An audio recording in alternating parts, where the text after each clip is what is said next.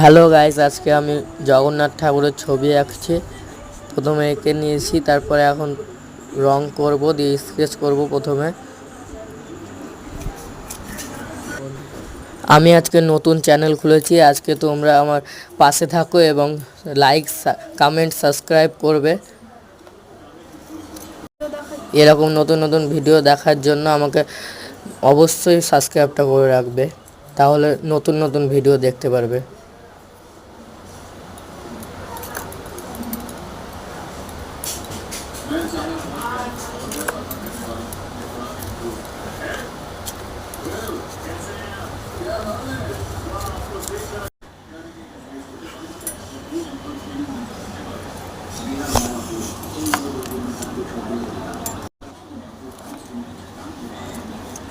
তোমাদের সঙ্গে কথা বলতে বলতে আমার এখন স্কেচ করা কমপ্লিট। এখন আমি রাবার দিয়ে মিটিয়ে নেব রুলের দাগগুলো। এবার রং করতে শুরু করে দিয়েছি।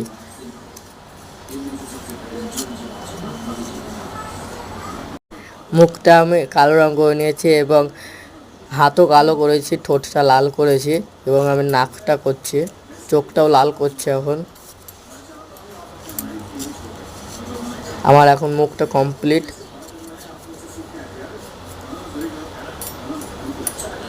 এখন আমি নিচে করতে লেগে গেছি। আমি নিচের ধুতির দিকে, পায়ের দিকে কাজটা কমপ্লিট করতে লেগে গেছি। এখানে আমি দিচ্ছি